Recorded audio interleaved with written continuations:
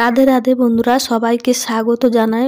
ও সব বন্ধুরা আশা করি সবাই ভালো আছেন। আজকে আমি একটি নতুন ভিডিও নিয়ে চলে আসছি। নিরামিষভাবে বিচা কলা রান্না করে দেখাবো, আপনারা দেখতে থাকুন।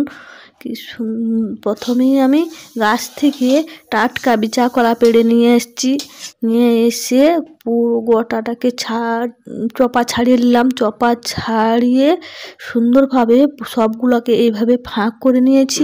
ফাঁক করে নিয়ে কড়াই বসিয়ে দিয়েছি। কড়াইয়ের মধ্যে 1 মগ জল দিয়ে দিলাম। জল দিয়ে 1 চামচ হলুদ গুঁড়ো দিয়ে দিলাম ও পরিমাণ মতো নুন দিয়ে দিলাম।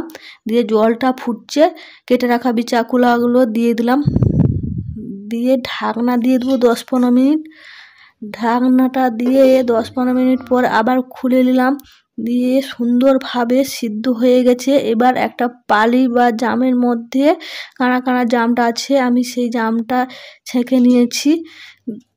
দিয়ে একটু ঠান্ডা হয়ে গেলে বিচা কলার যে দানাগুলো আছে সেগুলো বেছে নেব, কিছুটা বেছে নেব এবং কিছুগুলো থাকলেও কিছু অসুবিধা নাই। এই বিচা কলাটায় প্রচুর বীজ আছে, তাই আমি বীজগুলো বের করে নিচ্ছি কিছুগুলো।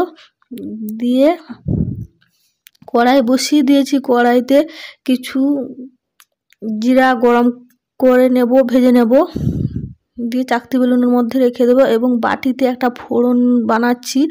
গোটা জিরে ও কালো সরষা ও 5 ফোড়ন সব একসঙ্গে বাটিতে দিয়ে দিলাম এবং জিরাটা ভাজা হয়ে গেছে। আর বিচা কলাগুলো বীজ বেছে নিয়েছি এবং সুন্দরভাবে সবগুলো আর একটা জামে ঢেলে সুন্দর করে মাখিয়ে নেব। গরম করা দুধ আমি এখানে 1/2 লিটার নিয়েছি। 1/2 লিটার নিয়ে ভালো করে বিচা কলাগুলোকে সুন্দরভাবে থেসে নেব। পুরো দুধটাই আমি দিয়ে দেব। দিয়ে এবার কড়াই বসিয়ে দিয়ে দিলাম। কড়াই তাতে এখানে সেই বিচা কলাগুলো 1/2 চামচ হলুদ গুঁড়ি ও একটু চিনি দিয়ে দিলাম। কড়াইয়ের মধ্যে সরষা তেল দিয়ে দিলাম। সরষা তেল এবং একটা পাত্রের মধ্যে আমি লঙ্কা ছোট ছোট করে কেটে নিয়েছি এবং বাদাম এবং আদা বাটা নিয়েছি। কড়া গরম হয়ে গেছে, কুচানো লঙ্কা কাটাগুলো দিয়ে দিলাম। ভালো করে ভাজা হয়ে গেছে। এবার বাদামগুলো দিয়ে দিলাম। বাদামগুলো ভেজে তেজপাতা দিয়ে দিলাম। তেজপাতা দিয়ে আবার ফোড়নগুলো দিয়ে দিলাম। ফোড়নগুলো সুন্দরভাবে ভাজা হয়ে গেছে। এবার আমি আদা বাটাটা দিয়ে দিলাম।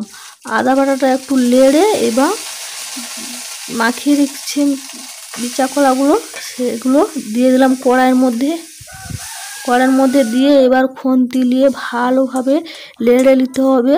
জ্বালনটা খুবই মাঝারি থাকবে, বেশি জ্বালন থাকলে কড়াইয়ের মধ্যে লেগে যাবে এবং আস্তে আস্তে করে নেড়ে রাখতে হবে সুন্দরভাবে।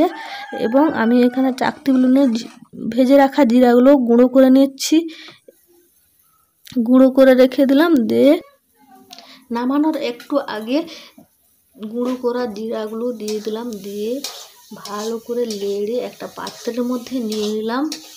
রান্না হয়ে গেছে আমার বিচা কলা।